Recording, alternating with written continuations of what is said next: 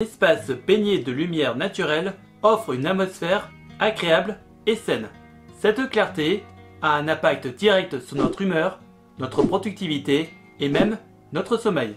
Donc, une bonne luminosité est un véritable atout pour les locataires. De plus, la clarté peut modifier la perception d'un espace. Une maison ou un appartement baigné de lumière donne une impression d'un espace plus grand et plus accueillant. C'est également un détail à ne pas négliger lors de la visite d'un bien immobilier. Et il ne faut pas oublier l'aspect économique. Un logement bénéficiant d'un bon éclairage naturel permet de réaliser des économies d'énergie en diminuant le recours à l'énergie artificielle. Lors de votre prochaine visite, prenez en compte l'orientation du bien ou la taille des fenêtres. Ce sont des exemples de critères qui vous donneront une bonne idée de la clarté du logement. Et je peux notamment vous donner quelques conseils qui vont vous permettre d'évaluer la luminosité d'un bien immobilier, comme celui-ci. Visitez le bien immobilier plusieurs fois, mais à des heures différentes, afin de voir l'intensité de la luminosité dans toutes les pièces d'un bien immobilier. Identifiez également l'orientation des pièces en fonction de leur usage. Par exemple, les pièces à vivre seront idéalement exposées sud, sud-est et sud-ouest, et les chambres orientées nord. Si vous voulez investir dans un appartement, dans un immeuble ou dans une tour, essayez donc de trouver des appartements le plus haut possible, mais avec évidemment un ascenseur pour le confort du locataire. Et essayez de choisir un bien dont les murs sont peints en blanc, car le blanc est une couleur qui renvoie 80% de la lumière, contrairement à d'autres couleurs comme le violet qui ne renvoie que 10% de la lumière. La luminosité est donc un premier critère à regarder lors de la visite d'un bien immobilier, et nous allons enchaîner sur le second critère.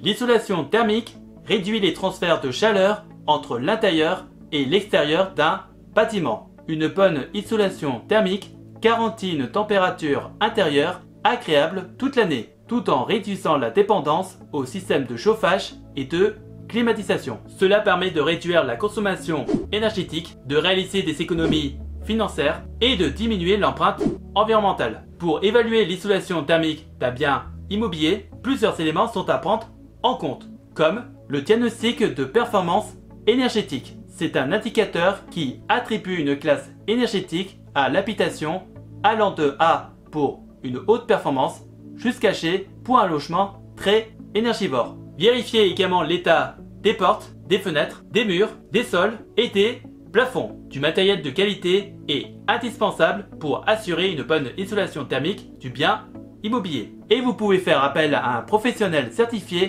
pour réaliser un outil énergétique plus précis. En plus de l'isolation thermique, on a également l'isolation phonique. L'isolation phonique, également appelée isolation acoustique, réduit la transmission d'un son entre l'intérieur et l'extérieur d'un bien immobilier. Dans nos environnements urbains saturés par la pollution sonore, l'isolation phonique est essentielle pour créer des espaces calmes et tranquilles à l'intérieur de nos maisons ou appartements. Pour évaluer l'isolation phonique, voici quelques conseils. Essayez de réaliser plusieurs visites à différents moments. Cela va vous permettre d'écouter les différents bruits qu'un locataire pourrait entendre pendant une journée et juger si les prix sont facilement supportables. Si ce n'est pas possible, vous pouvez obtenir ces informations en les demandant simplement aux voisins. Vérifiez également l'année de construction du bien immobilier. La réglementation en matière d'isolation phonique date de 1969 et donc les immeubles construits avant 1970 peuvent potentiellement ne pas répondre aux obligations phoniques. Ceci était le second critère et voici un troisième.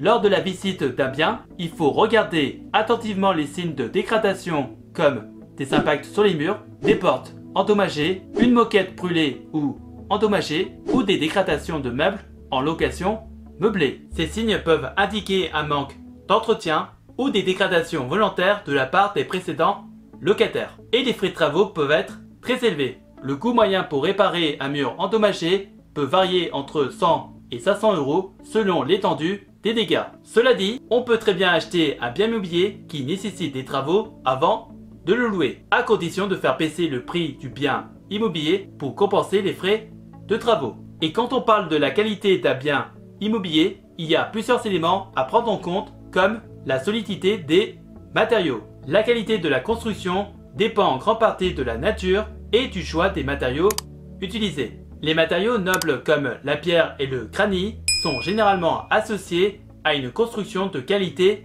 supérieure. Donc, lors de la visite d'un bien, examinez attentivement les matériaux utilisés pour la construction. Vous pouvez également demander des informations sur les matériaux à l'agent immobilier ou au propriétaire. Et je peux notamment parler des traces d'humidité qui peuvent indiquer un problème d'isolation thermique ou de ventilation. Ces problèmes peuvent entraîner des coûts de réparation importants et affecter la qualité de vie du logement. C'est donc un critère important à vérifier lors de la visite d'un bien en évaluant l'absence de taches d'eau sur les murs, le sol et le plafond. Sachez que le coût moyen pour traiter un problème d'humidité peut varier entre 2000 et 5000 €. Ceci était le troisième critère. Nous allons donc enchaîner sur le quatrième critère.